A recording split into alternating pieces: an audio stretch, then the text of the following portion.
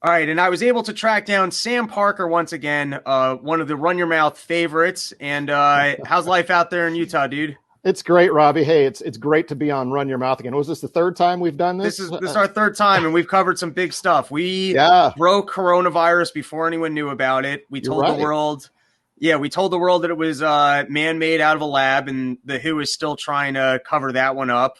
Then a full year later, we covered tech censorship, and now we're Yep. back to get back into coronavirus and the vaccines.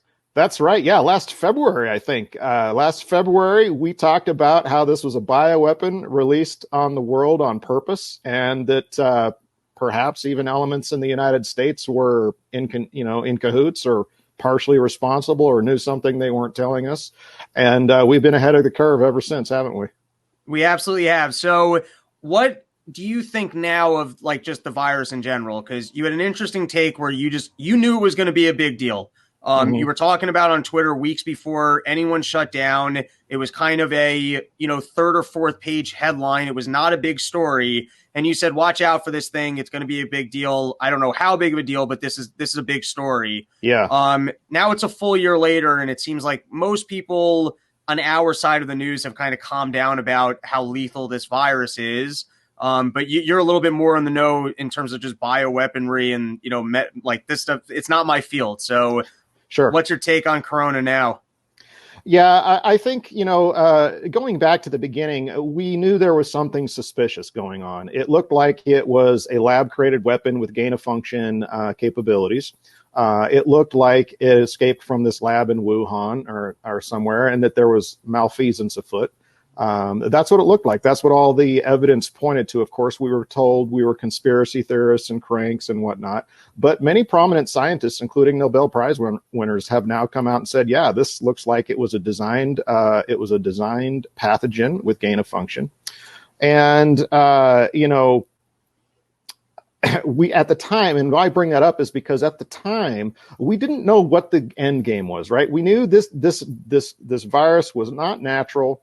That the Chinese were up to something. We didn't know what. We didn't know what their end game was. It turns out that it was a lot bigger than the Chinese, didn't it? It turned out that this thing seems to be related to the Great Reset being promoted by the World Economic Forum. It seems to be related to the Democrat initiative to, quote, build back better, which is also part of the Great Reset initiative of the World Economic Forum.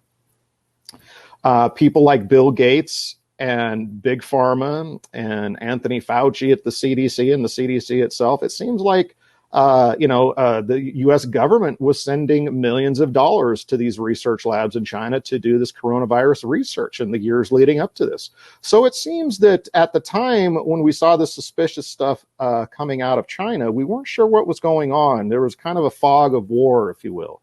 But now, in hindsight, being 2020, we can see what was going on. Schemes, all sorts of schemes on schemes hatched to anywhere from shutting down the U.S. economy to getting revenge on Trump for his tariffs against China to allowing Democrat governors and Democrat politicians and globalist forces within and without the United States to seize power, to mold society in their utopian, dystopian image, to be able to facilitate massive election fraud even. So there were schemes on schemes, and it seems that this was in planning for probably a long time. With careful coordination. People know about the Event 201 in October of 2019, where Bill Gates and the World Economic Forum sponsored a simulation of a global coronavirus pandemic at Johns Hopkins University in October 2019. And then in 2019, and then in December, Bill Gates tweets about how 2020 is going to be a big year for vaccines. Well, how did he know?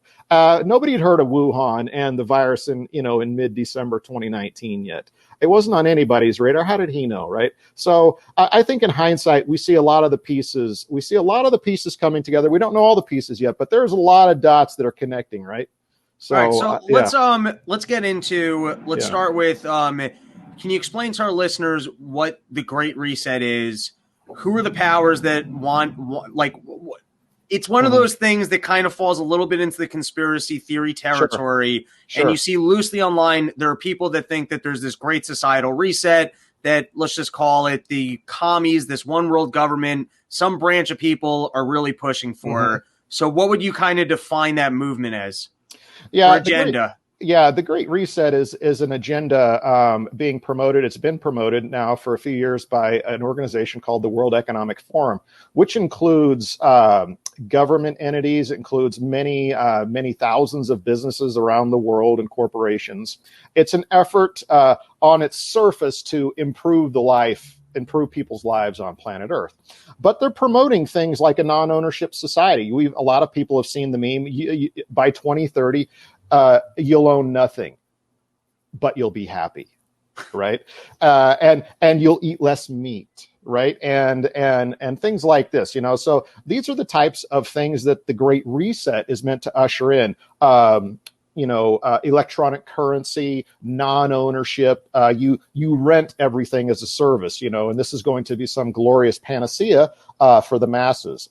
We're not going to eat as much meat because it's not sustainable. It's bad for the environment. It contributes to greenhouse gas emissions, right? So, and not everybody, in the world can eat meat. So what we're going to do is we're going to switch to plant-based alternatives, right? And we're going to switch to more automation in our lives, and more telecommuting. School is going to be conducted more, in an electronic telepresence. And there are other facets to this Great Reset. I encourage people to go onto my Twitter, which is Sam Parker Senate. I'm at twitter.com, Sam Parker Senate.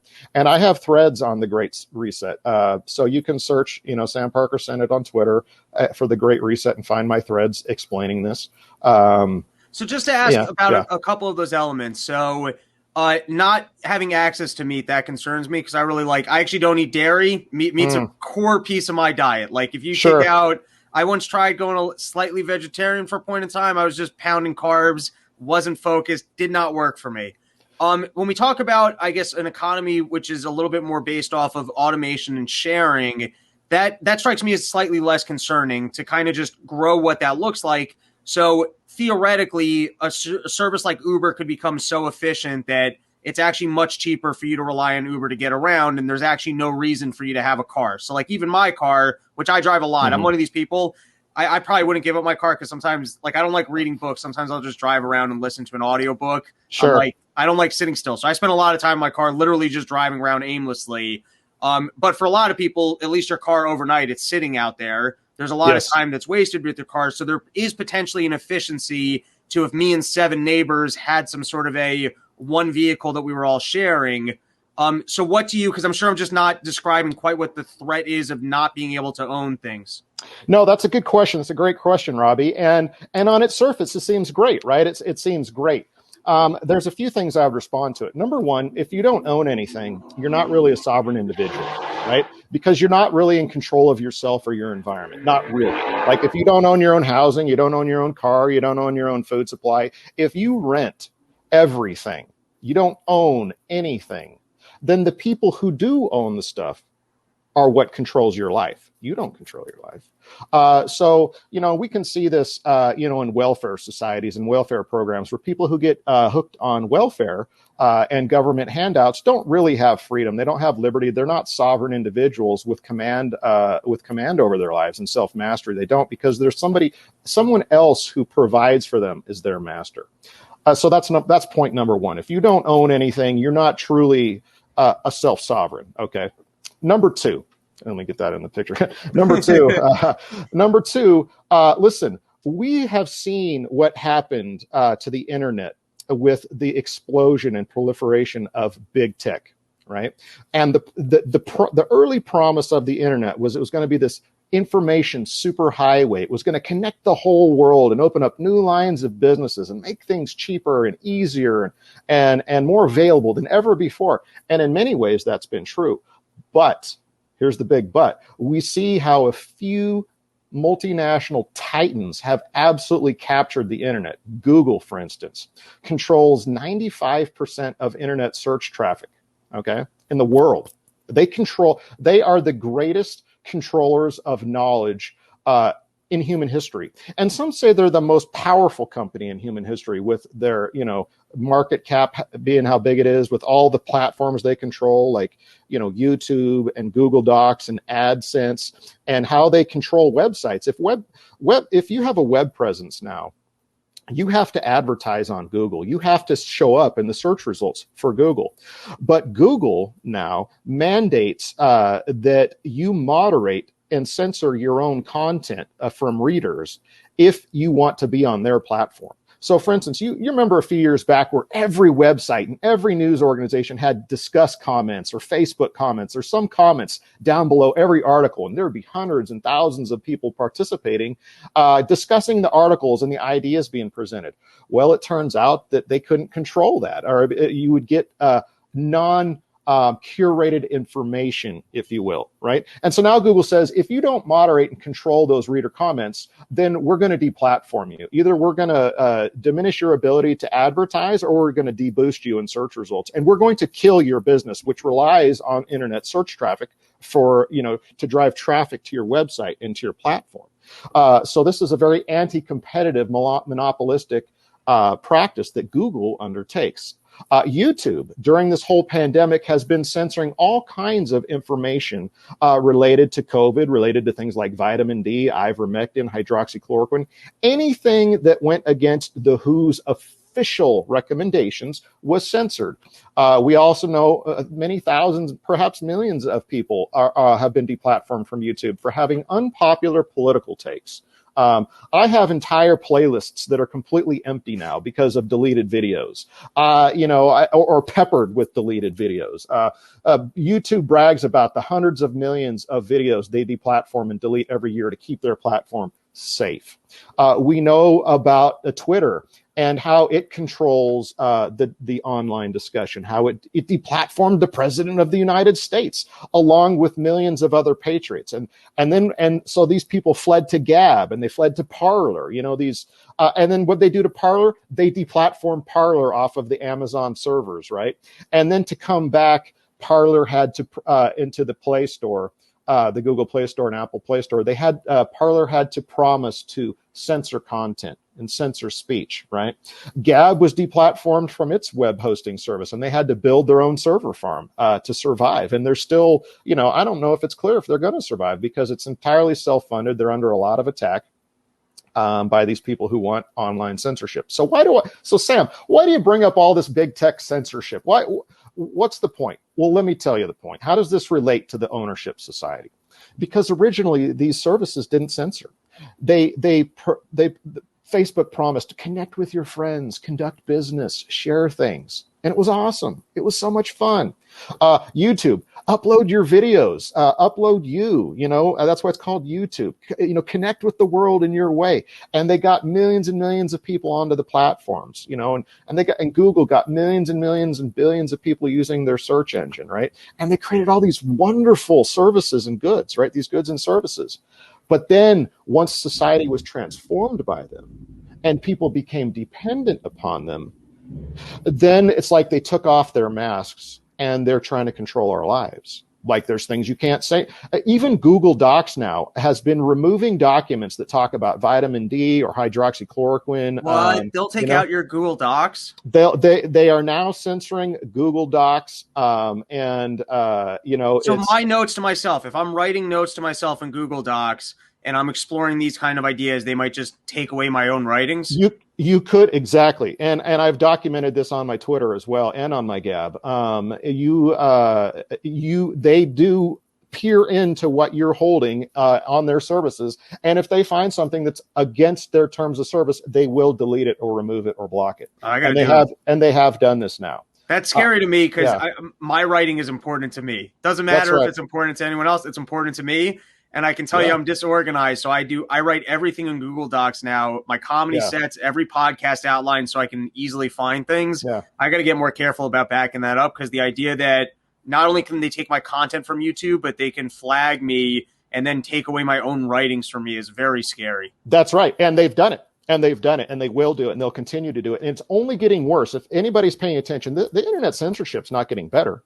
It's getting worse. It's getting more onerous, more draconian, more controlling. So who's in charge of self-driving cars? Well, Google is one of the major companies spearheading self-driving cars. Amazon is involved in a lot of these non-ownership services, and they're just continuing to grow as well. So is Apple. All these companies that are using the iron grip of their control over society now, they're going to be the ones in control of your self-driving cars, and other goods and services that you don't own. What's going to happen once they get enough of us dependent upon their services for all aspects of our lives, and they've reordered society? And the tech sensors essentially will have more leverage to police your thoughts and ideas, and behavior.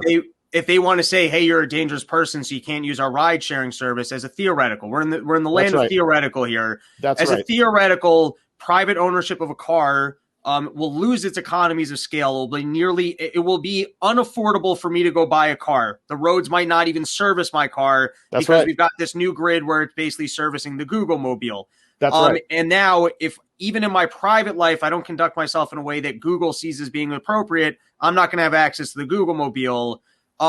We're describing something that's a little bit far out. It's reasonable. When you lay down the pieces, it's not crazy to see that the same way that they're policing our behaviors now digitally, as they have more of products that actually are, the things I need in my life, such as a car, that they will do the same thing. There's a lot of steps that society would have to go through to get there, but I'm understanding the concern, and I'm not saying it's unreasonable. That is a grounded concern. And they're already banning people from banks. Banks are deplatforming people from their financial services. People can't get access to their money, or they can't get access to services that allow them to move money or spend on things, right? Gab now has been reduced to having to solicit Bitcoin or checks in the mail. That's how Gab funds itself. Checks in the mail. Have content creators been banned from banks? Has that happened thus far? Or you're just more talking about that the actual platforms like a Gab can't get access to, I guess, traditional banking? Yeah, well, actually, individuals. There have been stories now of actual individuals who. Let's see here. I'm still here. Okay. Oh, yeah. Sorry, I don't know what happened there. Something happened with my computer. Yeah, there actually are stories now of individuals having their accounts closed by banks. Sorry, something's going on with my computer. It keeps wanting to make changes. It's Google, dude. They're doing it live. That's how advanced they are. Well, the craziest thing that happened last week was Nick Fuentes showed up to the airport and now can't fly, which is just, that seems to be beyond a power grab. What country are we living in here that a guy who expresses his views on the internet, whatever they are, I don't follow Nick Fuentes, I don't care what his views are, there's no reason why that guy shouldn't be allowed to fly. That's unreasonable. Yeah, he was in Washington, D.C. on January 6th. That was it. He was there peacefully protesting, exercising his First Amendment rights to petition his legislators for redress of grievances peacefully. He didn't enter the Capitol building, right? He was in no way connected to any of that. Yet the draconian hand of the deep state, in conjunction with big tech, because they've been using big tech platforms to comb for these people, not just Nick Fuentes, but to find out who else was there. And so they've been working arm in arm with these big tech platforms to track people's movements and to find out who was there on January 6th, and then target people. People say, oh, these big tech companies, they're private companies. They can do what they want because they're private companies. They work arm in arm constantly with governments to do government's bidding, and governments go to them to get the big tech to do government's bidding. It's this quid pro quo. I mean, it was leaked. It came out last week, or maybe it was earlier this week, that it turns out that the California Secretary of State office was collaborating to a tremendous extent with the big tech platforms in California to censor anybody talking about election irregularities or voter fraud. How did the left win that battle of aligning itself with tech? How did they seem? Because it would seem to me, and I agree with you, I don't think these are private companies. And I think that the left has a very strong hold on these companies. I actually think that it's more that the Googles, I would say Twitter more than anything. When I watch Jack Dorsey, not that I like him, he seems to me like a guy, if you and I had in private conversation outside of anything, I bet his political views, I don't think he's a guy who wants to impose evil. I think he's gotten his marching orders and he knows, hey, the only way I can continue to have my business is if I follow these marching orders. I don't know if the same is true of Zuckerberg or your Bezos of the world. I just get that read from Dorsey. What did the left do that they managed to, I guess, foresee the importance of, these tech people, and that they were better able to put the screws to them than the conservatives, that they're owned by them? Like, in your estimation, what do you think happened there? That's a really good question, Robbie. I think it's got multiple levels of answers. We can get, and in each level gets deeper into what the naysayers would call conspiracy theory. I think to some degree, some of these companies were started by people and forces, perhaps the CIA. There's a lot of rumors that the CIA was behind Facebook, for instance. People can look up something called Project LifeLog, which was I believe, a DARPA-funded project by the CIA, or maybe it was just maybe it wasn't DARPA, maybe it was just the CIA. But it's called Project LifeLog to create this online database for people to log their life or whatever. It was shut down the same day that Facebook went live. Okay. So it's not perhaps outside the realm of possibility that some of these companies, and there's, and frankly, Amazon has gotten billions of dollars from the Department of Defense. Google has gotten lots of money and handouts and special favors from the government as well. There's a lot of people that think that perhaps there was, from the beginning, these companies were fronted by deep state elements. Not all of them, certainly, but perhaps some of them. These very capital. And I guess just to round out that idea, if we're looking at this idea of a new world order, those government entities are looking for a more socialized planet in which there's greater wealth distribution, in yours and I's and the right opinion. It will also be more poverty, but it will also be more centralized control. That's right. And so the left, in some forms, in its stupidity, let's remove the left from the CIA. So the CIA and some people are smart enough to go, hey, we just want to control the world. And part of how we do that is we promise them, hey, we can have wealth distribution, we can help poor people. It's not a working system.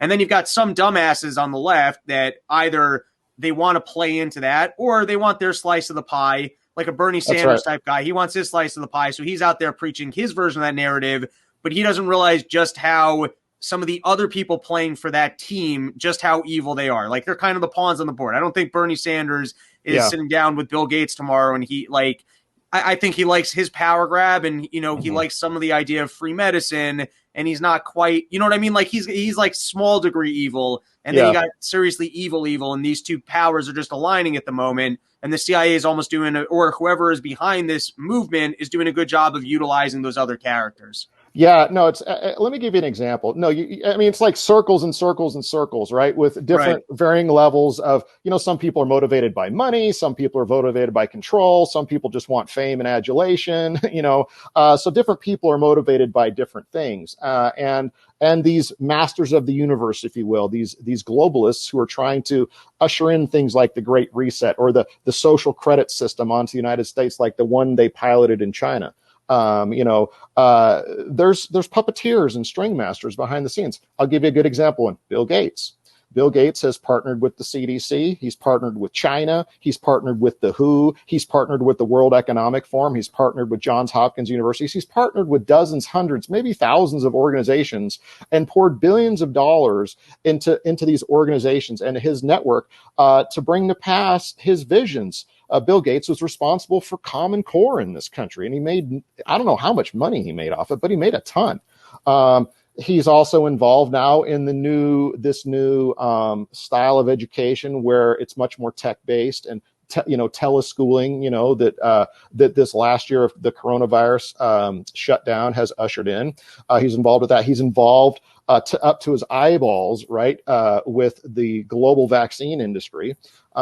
He wants to start spraying aerosols into the atmosphere to block out the sun. People can go look that up too. He has got all sorts of initiatives that he's involved in, and he partners with global entities and governments.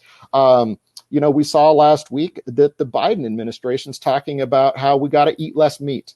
and how we need to switch to plant-based alternatives. Well, that's what Bill Gates has been preaching for years, and he just wrote a book on it recently about how we have to switch to plant-based meat and give up real meat. He wrote a book about it, and he's been out there promoting it. And now he actually owns or has part ownership in multiple fake meat companies. I think Impossible Foods, Beyond Meat, various companies that create and produce this fake plant-based protein substance. I don't want to call it even fake meat because it's not meat. It's plant-based protein substance that they want to call meat. And he's been preaching that and pushing that, and voila, all of a sudden the Biden administration is talking about it now. So who's in charge here? Are we in charge, or is it people like Bill Gates? What about George Soros, who funded or helped fund dozens of district attorney positions and governorships and attorney generals throughout the United States over the last few years? He's poured millions and millions of dollars funding these people. Well, it turns out there's a high correlation between these cities that are letting Antifa and BLM run wild over the last year, and cities who have prominent officials funded by George Soros. People can look up that too. I'm not making any of that up. So who's running things, right? To look at Bill Gates for a second, and in your estimation, he's kind of king evil, and we can get into exactly all of the plans that he has. But I mean, it's hard to get into the minds of, if we put forward the idea, let's just put forward that he is king evil. It's hard to understand why evil people want to be evil. That's hard to do. Mm-hmm. Now, usually when you study them, what you find out is they had some wrong idea of good, and they thought that they were going to be the one person powerful enough to execute a good, like even Thanos in Marvel is not that different. He's got an idea for how he can fix the universe, which is killing half of the universe. And his idea, it doesn't matter who he's got to kill, he's implementing good, and he's actually the one good guy, so he's going to do it. But, objectively, we can sit back and go, this guy's a villain. So is Bill Gates the same kind of thing where he's got some other idea for humanity that if he doesn't step in some way and fix something in a more aggressive type matter? Or is this guy just, hey, I've made the 80 billion, I won the software game, and now I want to be the next iteration of like a world dictator, like he's that power hungry? What do you think is this guy's motivation for, not just kicking back and enjoying his billions? Well, that's a really good question. I actually deployed a lengthy thread on this topic today on my Twitter. So if people go to Sam Parker Senate on Twitter and find my Bill Gates thread from today, they'll be able to read through that. And in that thread, I'm running a poll right now. It's live for the next 7 days, asking people, about Bill Gates and his motivations. And one of the choices is he's a James Bond villain. Is Bill Gates just a James Bond villain? They want world hegemony. I don't know. Maybe it's like you said, maybe it's misguided. We know that one of his goals for a long time now has been climate change. And we have to reduce carbon dioxide emissions. And he's been pushing vaccines and mass abortion and other things to reduce supposed greenhouse gas emissions. And so that's why he wants to block out the sun. He seems to be very concerned about so-called climate change, and he's supposedly undertaking many of these things in an effort to fight climate change. That's one of the reasons why he's pushing vaccines, because he thinks that vaccines will actually lead to reduction in population growth, which is one of the principal ways that he's explained in the past. If we can reduce population growth and reduce population, then we can reduce greenhouse gas emissions. And so how do the vaccines reduce population growth? Yeah. So what happens? There's this hypothesis that healthier people have fewer kids. All right. And unhealthy populations have more kids. And so the idea is that if we vaccinate people and make them healthier, then they lose fewer kids to death, in early childhood diseases. And it actually has this softening, or this has this effect of people having fewer kids. Okay. So people have heard him, his famous TED talk where he talks about if we do a really good job with vaccines, we can cut that population, we can bring that population number down.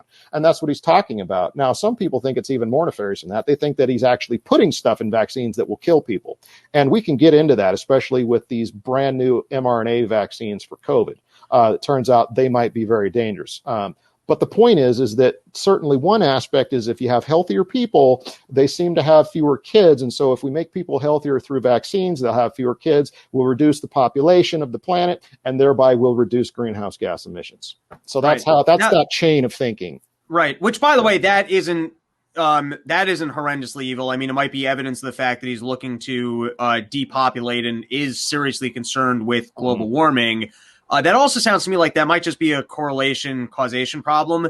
That I bet the reason why healthier people might not be having kids is that they're also in wealthier countries. And so they have other stresses in their life. For example, like if you're living out and there's nothing to do other than literally your wife, you're going to have more kids because there's literally nothing else that you can do with your time.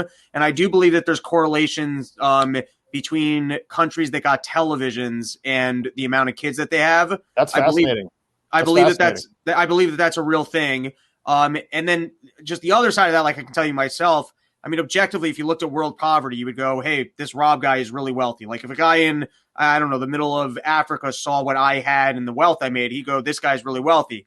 For me living here, I can tell you I'm always stressed out about money. So there's something about living in healthier environments that also you kind of feel like you need more. It's a different culture thing. So I'm going to bet that a lot of the procreation doesn't actually have to do with the fact that people's health as much as the wealth is creating other stress factors where you're not necessarily just finding mates and other things to do with your time. But that's yeah. Well, people can look this up. It's called the child survival hypothesis. It's controversial. I don't know that it's been proven. I think it's still just a hypothesis, the child survival hypothesis. But yeah, there seems to be evidence that more affluent societies have fewer kids. Right? Like it's happening in Japan. It's happening all over Europe. It's happening in the United States. More affluent people, as people get more affluent, they have fewer kids. It just seems to be a thing. Right? And there's probably a number of factors related to that.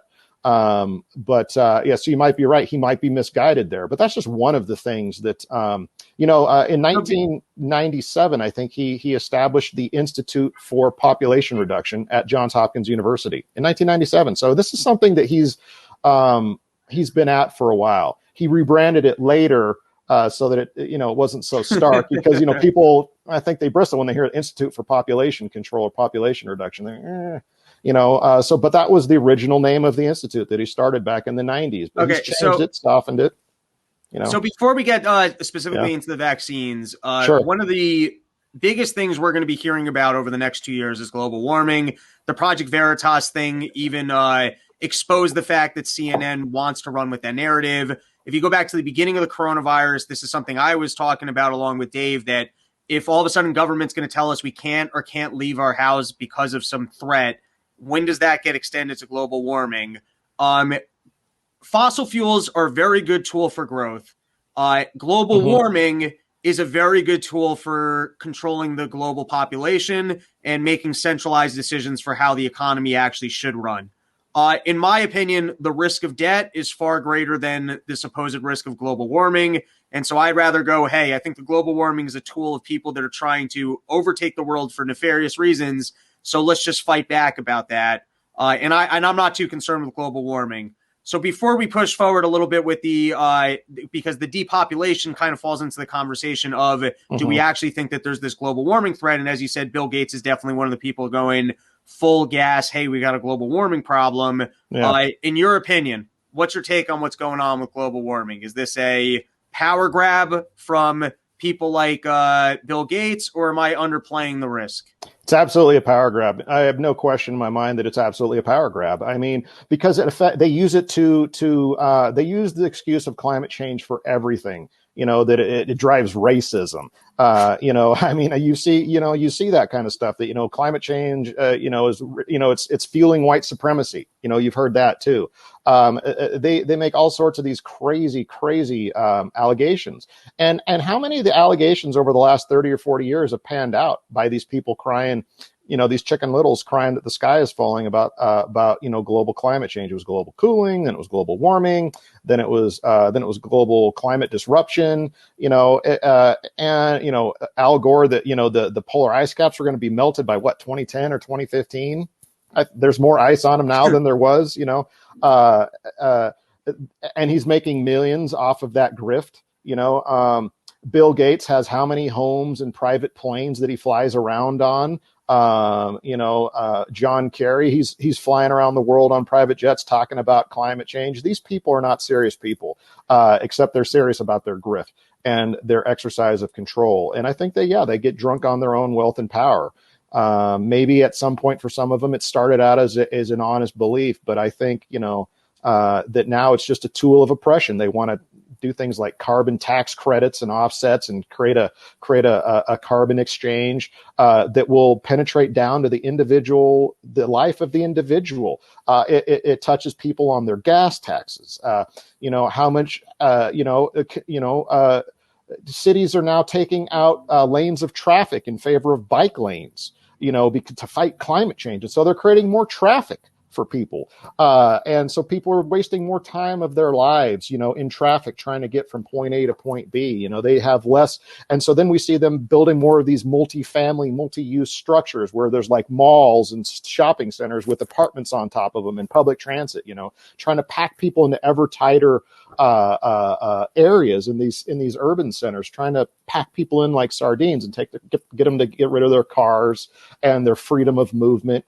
And again, get rid of that ownership society. Here's your apartment. Here's your public transit. Here's your little shopping center where everything's going to be delivered to you.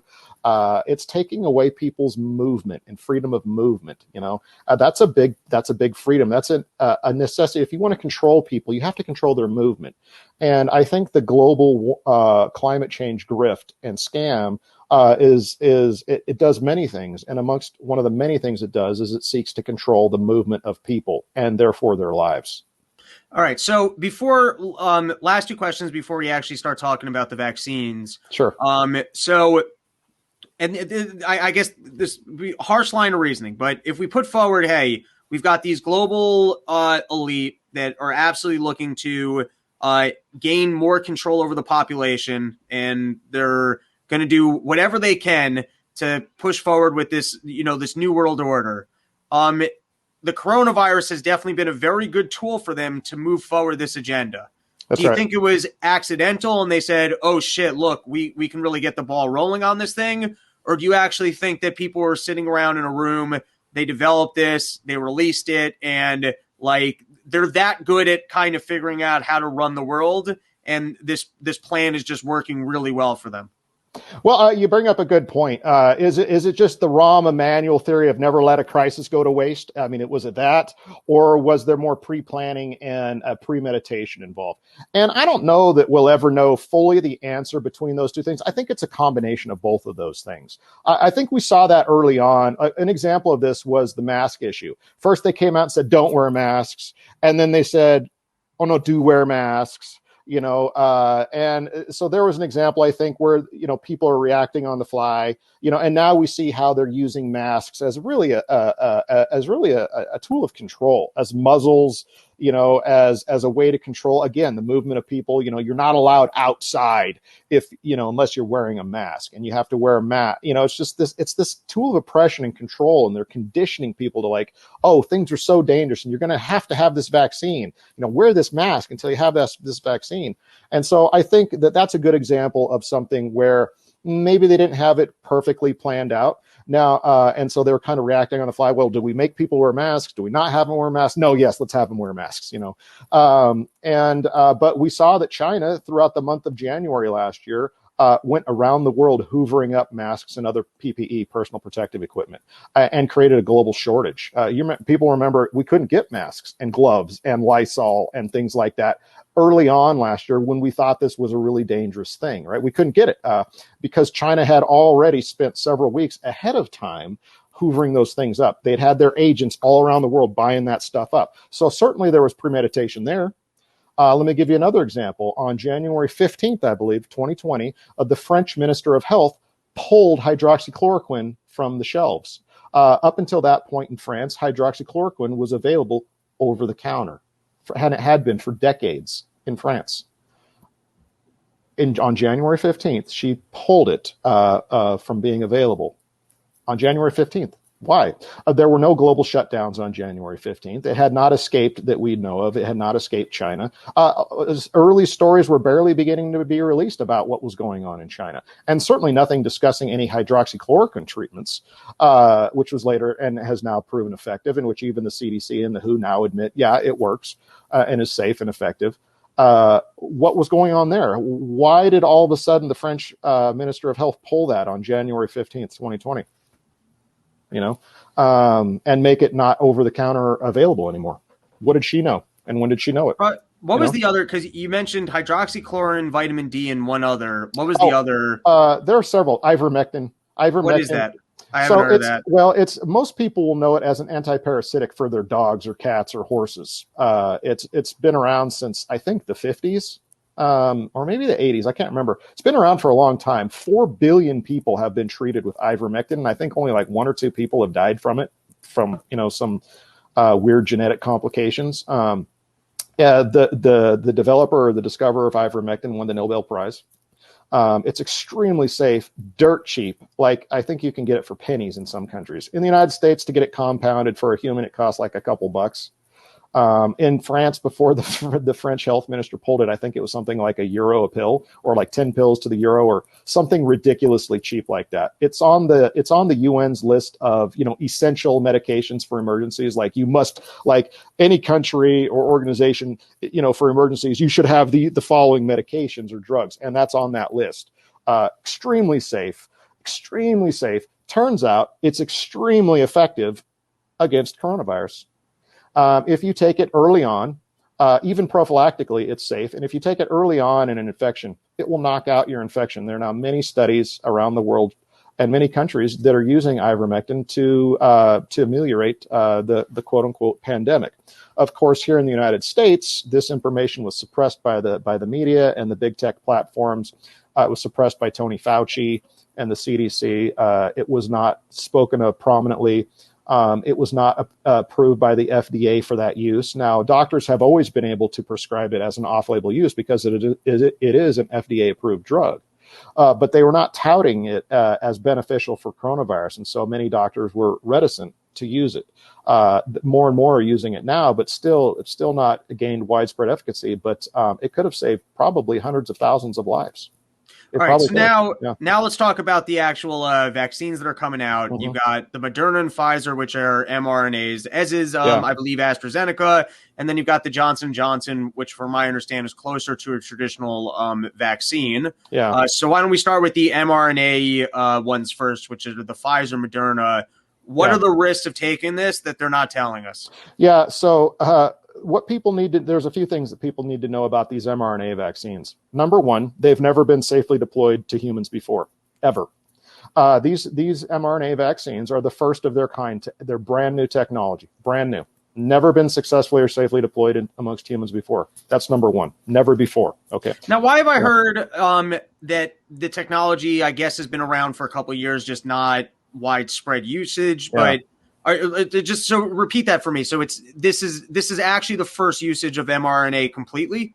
No, well, so mRNA, it's a form of nucleic acid involved in the body. You have DNA, DNA is basically the information storage and instruction manual for how to run your body. Okay, mRNA is sort of like, it's a if I have an encyclopedia, which is my repository of information and instructions, I'll like copy down what it says and then give those instructions to somebody or whatever, right? And that's kind of what mRNA is. You have DNA, it's the central repository of information and instructions.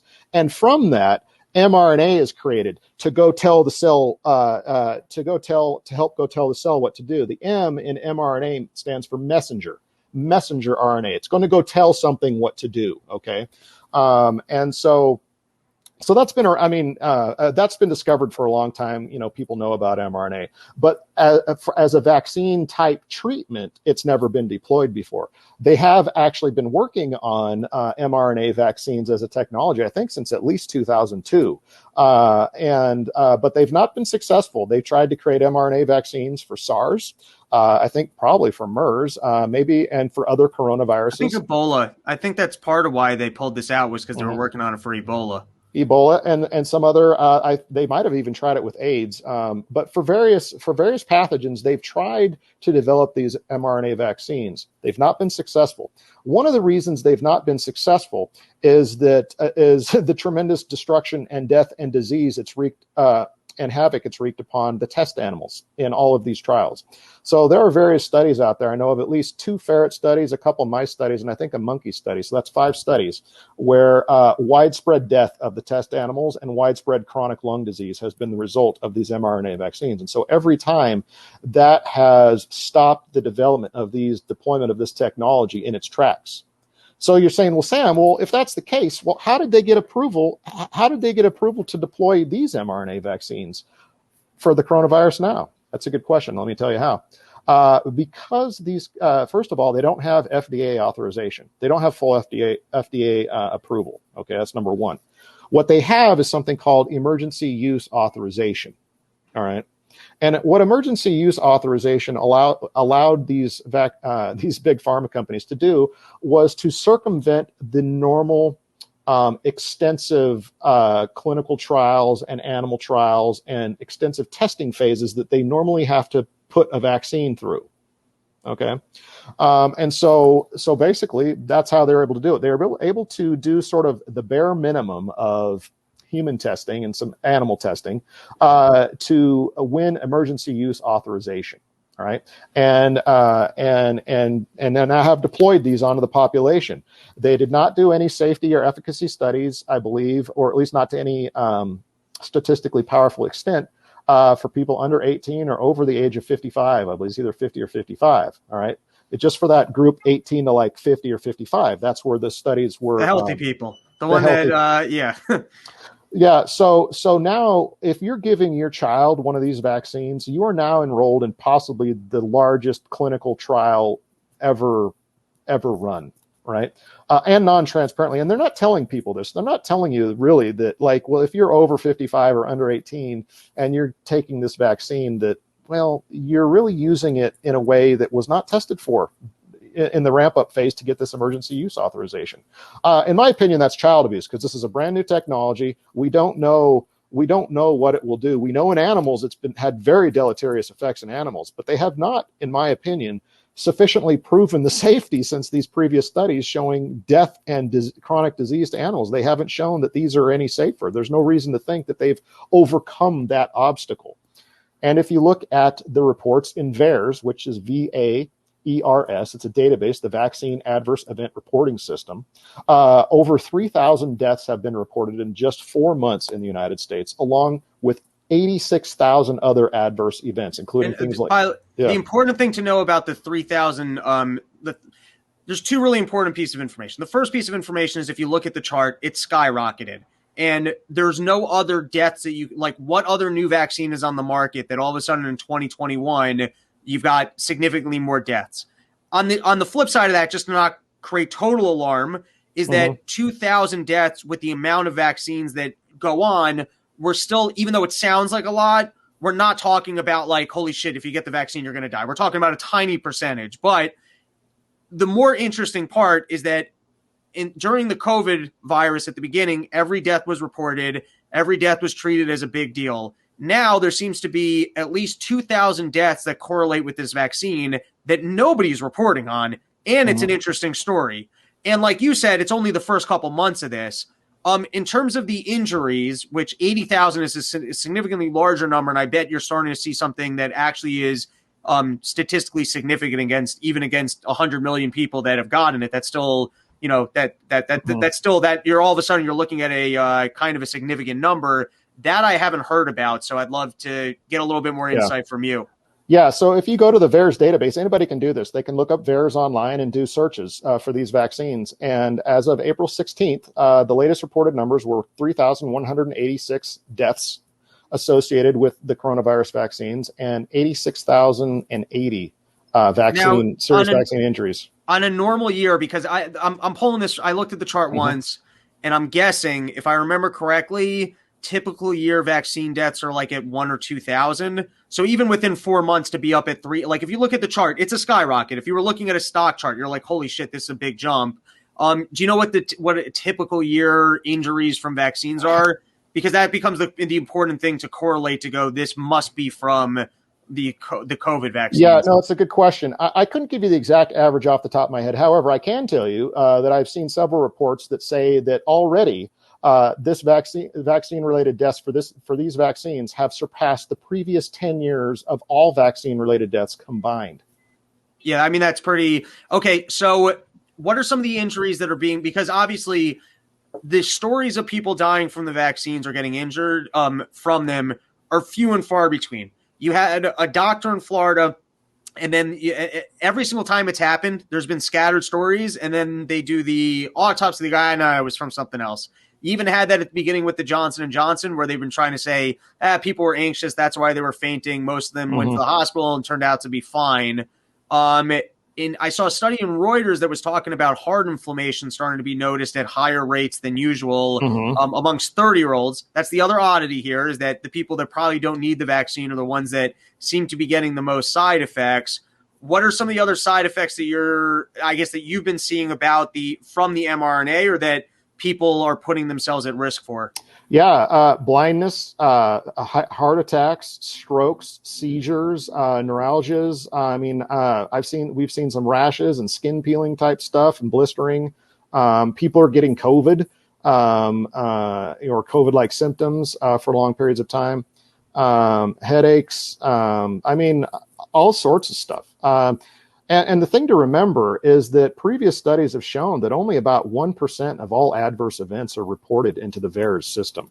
So whatever's being reported there is only some fraction of what's actually happening.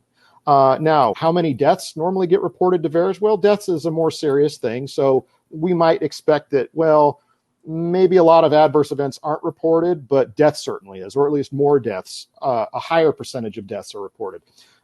So certainly 3,186 deaths is nothing to sneeze at. And it's probably many more than that. Well, and that's just in the United States, right? The same way that we all understood they had a perverse incentive to declare people as COVID deaths, because I think they got paid a little bit better, and I think the system wanted more COVID deaths. I think we can all understand that whatever big pharma government systems at work here that's pushing this vaccine as much as they can, there certainly is a perverse incentive for them to, when somebody dies, to declare probably just about anything else. That's right. It's interesting how every death, we have to know if it was COVID positive or negative, right?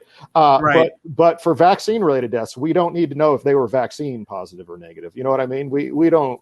That's COVID. Yes, vaccines. We don't need to know that piece of information if they died. Just if they had COVID. All right. So just to put a number to it, and I get that this is why this is wild speculation right now.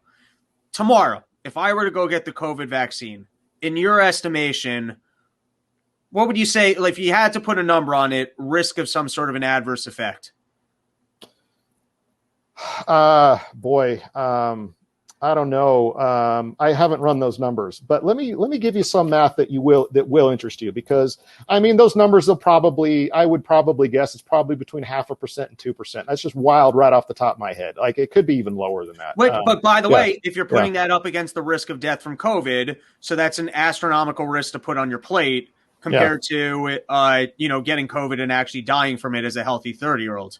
Yeah. So let's run through some other math, shall we? Let's run through some other math and find out if this tracks. The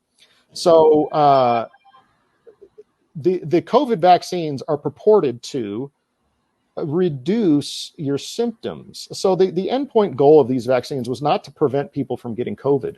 It was to reduce their symptoms if they got COVID. That was the endpoint of these vaccine studies. And they say, assuming that they didn't fudge their data, they say that it was 95% that these vaccines did meet the threshold of 95% effectiveness in reducing COVID symptoms. Well, you know what else is over 90% effective in reducing or preventing COVID symptoms? Simply having healthy levels of vitamin D. It's now been shown that 96% of ICU patients are vitamin D deficient. I think 90% or 86 or 90% of all hospitalized individuals are vitamin D deficient. And the risk of hospitalization is dropped by over 90% simply by being vitamin D sufficient. And is that as simple as just taking an over-the-counter vitamin D pill? That simple. Or go outside during the summer months, or if you live below the 35th parallel, getting enough sunshine. But yeah, taking vitamin D drops your risk of hospitalization by 90%. And then taken in conjunction with hydroxychloroquine and zinc, and ivermectin, there's another massive drop in that risk. So basically, you can achieve the same preventative effects, maybe even greater than the vaccines, simply by taking your vitamins. And so Big why would Flintstone. They got to get back in the game. So why would I want to risk a vaccine that's, oh, and by the way, in Europe, these vaccines are reported at 7,800 deaths and hundreds of thousands of vaccine injuries in Europe. Okay. So that's, so worldwide, I mean, there are hundreds of thousands of people who are experiencing vaccine related injuries, and there have been thousands and thousands of deaths.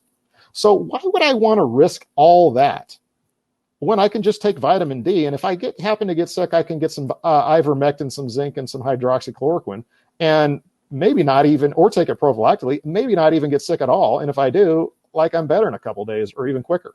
Why am I going to take this dangerous vaccine that's never been proven? Now, so here's the other thing. The other danger of these vaccines is not right when you take them or right when you get them, okay? Because that's what we've been talking about, like death or adverse events now as you take it. But in the animal studies, a lot of the danger came after the vaccine, months or weeks later, when the animals were re-challenged with the pathogen. Ooh, interesting. Okay. When the vaccinated animals were re-challenged with the pathogen, it created what's called cytokine storms. This massive, overwhelming immune response that overwhelmed their bodies, okay, and killed them. All right. It's called the cytokine storm. People can look up the cytokine storm. It turns out vitamin D is an integral part in regulating and ameliorating the cytokine storm. Okay. But anyway, so the point is that the danger isn't just now, but it's down the road too. Like if you've had one of these mRNA vaccines that in animals caused the death of lots of animals when they were re-challenged with the pathogen. Well, they haven't sufficiently shown, in my opinion, that they've fixed that. All right. So what's going to happen weeks or months or years down the road with these people who've had this vaccine and they're exposed to the coronavirus again? What's going to happen to them? We don't know. Nobody knows, because these are brand new vaccines. They haven't studied them for weeks or months or years. They haven't done it. Nobody knows. So if you go get this vaccine now, you're basically enrolling yourself in the world's largest and most untransparent clinical trial of a brand new unproven technology. Why would you do that? Why would you? So, I'm sold. Not getting the vaccine.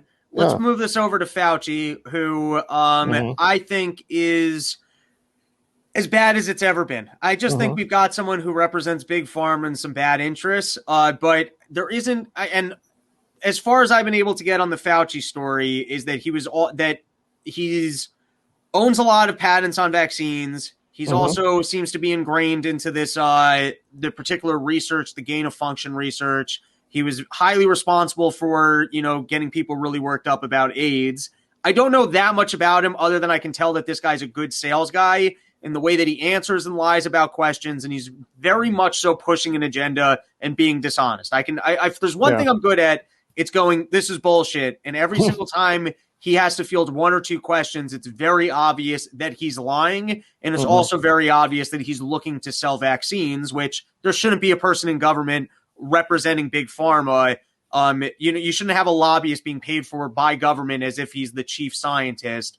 I'll hand it back to you because I bet you have a little bit more information on like what exactly Fauci is. Well, so he's had his position since something like 1983 or 1984.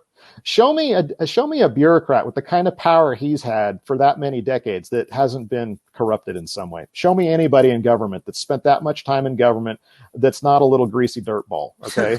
All right. Listen, let me tell you something else about Fauci. He has admitted that he takes 8 to 9,000 IUs of vitamin D every day during the winter. When was the last time you heard him telling the public that to take their vitamin D and to get their levels up? Have you ever heard him talk about that? No, I've heard him tell me to be indoors with 2 masks on. That's right. Indoors where you can't get sunshine and vitamin D. Right. But he but he takes thousands of IUs of vitamin D a day. And yeah, he has all these vaccine patents. He's very cozy with people like Bill Gates, with the big pharma companies. He runs, a portion of the CDC and the National Institutes of Health. That makes billions off of vaccines, billions every year, and he gets a piece of that. And he runs a sector of the government that makes billions off of that.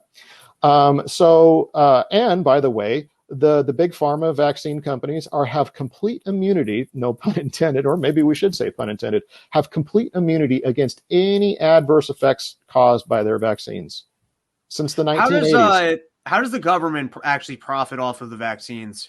Because they hold patents. They hold patents. Also, the big pharma funds government studies, and government laboratories helps fund them. So they have various revenue streams. So the CDC often partners with these companies in developing vaccines, so they get a cut, if you will. So they have various revenue streams. People can look up Robert Kennedy Jr. He does great work on this. You can learn all about it. The vaccine scam, if you will. Bill Gates talks about how vaccines you get, he was raving on TV about how you can get like 20-to-1 return on investment with vaccines. It's a big, massive moneymaker for anyone involved in that whole chain. If you're involved in that chain somewhere along the line, you're going to be making a lot of money. It's a huge grift. Yeah. All right. So let's pivot to our last topic of the day. And sure. You ran for Senate under the as a conservative. I'm going to guess you're kind of like a constitutional conservative Republican. That if you had to give yourself a title, it'd kind of be that, right? I like America First. I like the moniker America First, even more so than GOP. Yeah, I'm a member of the Republican Party, and I ran as a Republican. But you know what? I'm America First, and that was part of my platform. What's good for America? What's right for America? That's what I stand for, and that puts me at cross purposes with a lot of political parties and a lot of views. So that's where I'm at. And I might note that today I ran against Mitt Romney for the Senate in 2018. He got booed today at the Utah State GOP convention. That's awesome. Today. Are you going to run again before you thinking about it? Well, I'm keeping the option open. Still keeping all my social accounts open and building my following and trying to get my message out there. So I'm keeping that option open. I haven't made a final determination, but keeping that option open, certainly. So I'm pretty deep into the libertarian politics, conservative, very fiscally conservative Republicans that want a more government that's actually grounded in the Constitution, pretty close to what functionally I would probably actually look for. Like if you put me in charge tomorrow, I'm not going full libertarian. I'd go state, I functionally speaking, my politics could exist pretty close. We'd have to sit down and we could have a nerdy debate about why the constitutional Republican thing won't work. You could tell me why the libertarian thing won't work. As I'm watching Biden's power grab, that's when you start, because my theory has always been make them earn your vote. Don't just vote to vote against somebody, because then they can automatically count you within the system. You're never actually going to get the representation. That's always kind of been my theory.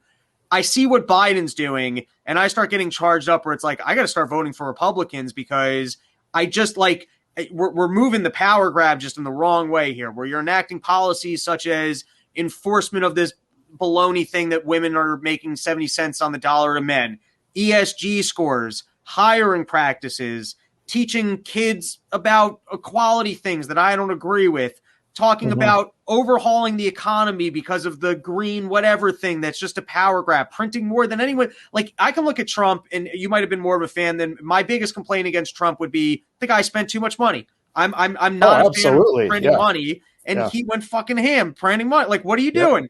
But I see what Biden's doing, and what Trump didn't do, and the left is better at, is going, I'm in power, and I'm going to push some of this stuff down your throat.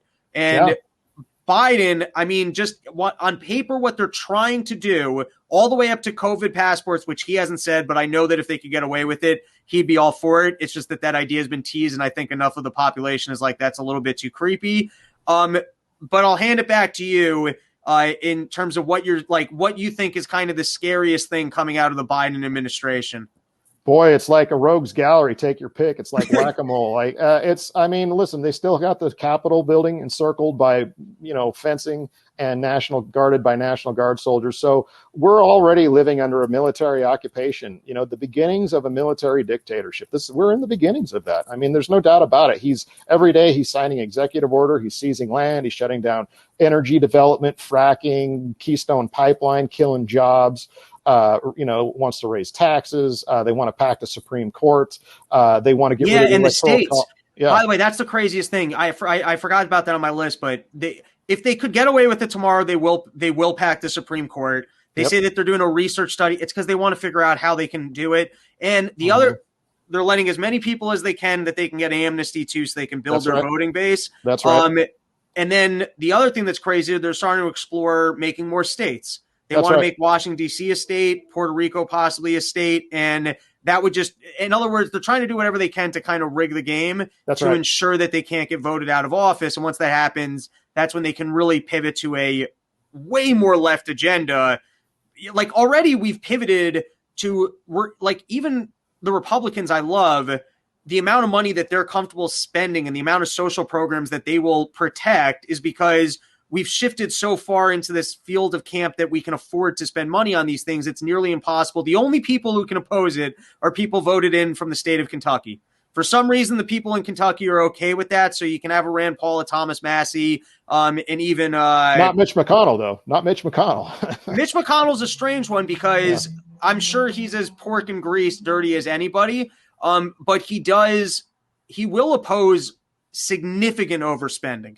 You know what I mean? He's not pushing for the $1 trillion plans. He tries to get them down to $500 billion. I don't know that he's doing us any favors, but at least he kind of does. Let's drive off the cliff just a little more slowly. Can we just drive off the cliff just a little more slowly? Come on. No, you make a good point. I heard that if this Biden stimulus package passes, then 50% of all dollars in circulation will have been printed in the last year.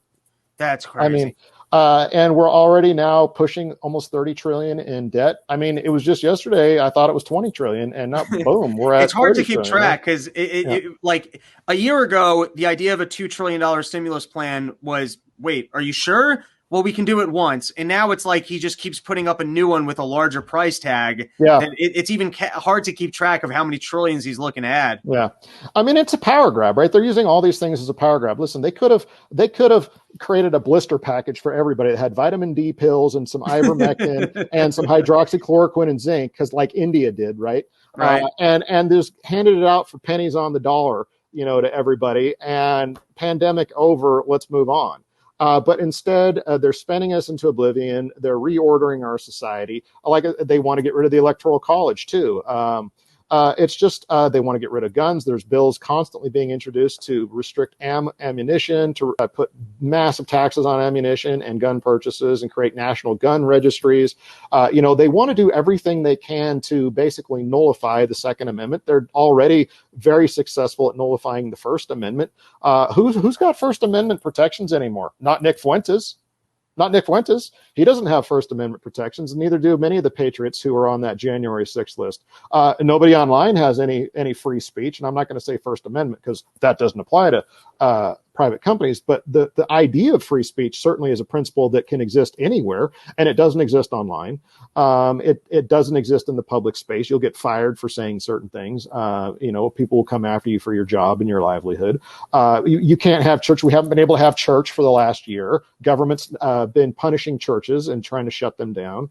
And they tried to shut down that protest on January 6th. So the First Amendment's effectively been neutered. They're doing everything they can to neuter the Second Amendment, and they're doing things like the Fourth Amendment. They're neutering the Fourth Amendment. The amendment against unreasonable searches and seizures. Unlawful searches and seizures. All kinds of stuff. You go up and down the Bill of Rights and the Constitution. They are nullifying as much as they can. And to protect them, they put up a fence around Washington, these guys, they will do anything. I think what they've done is they've shown that they will say, they will do, and they will be whatever they need to say, be, or do to seize power. And voting doesn't seem to work. You have right now where a massive swath of the country thinks the election was stolen.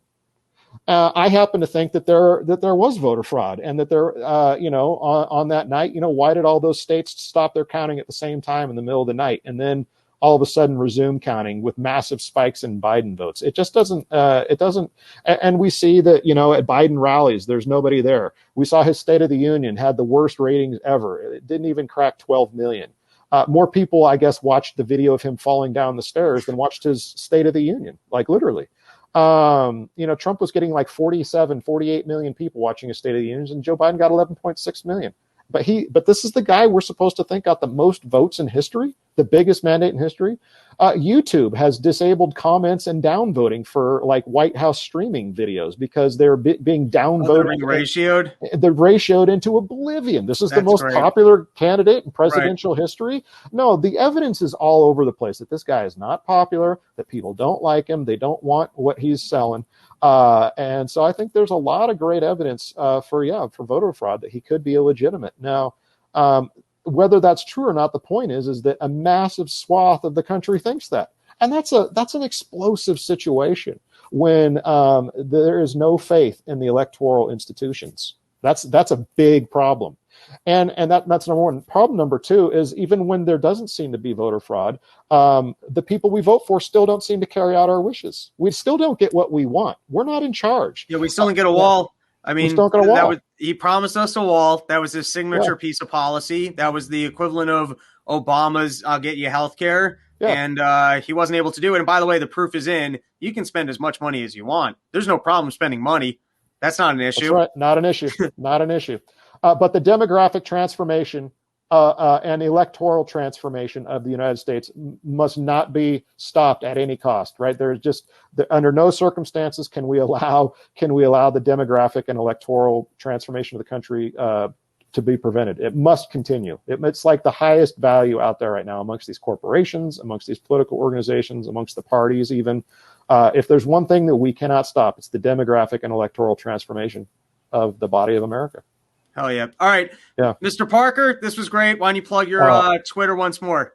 Yeah. So Sam Parker Senate. I'm on Gab, I'm on Twitter, and I'm on Linktree and many other platforms. But if you go to Linktree and look up Sam Parker Senate, or Gab or Twitter, Sam Parker Senate, I'm there. Follow me. Let's have a conversation. Robbie, thanks for having me on. As always, we didn't even cover half the stuff we wanted to. So look forward, to doing it for a fourth time someday. Thanks for having me on. You're a great American and patriot, and keep up the great work, man. Appreciate you. All right. Awesome. I will say one last thing. I don't know. Are we still on the air? I can cut it. I was planning on editing that last minute out, but I can throw it in at the end. So go for it. Johnson & Johnson's taken a bunch of bad. They're getting a lot of bad PR right now, as they should. But you know what? Actually, the Moderna and Pfizer vaccines are actually have bigger bad numbers than Johnson & Johnson. So how are they covering their tracks better? That's a good question. You be the judge. All right, there you go. Yeah. Have a good one. Thank you so much for doing it. It's always fun. Thanks, Robbie.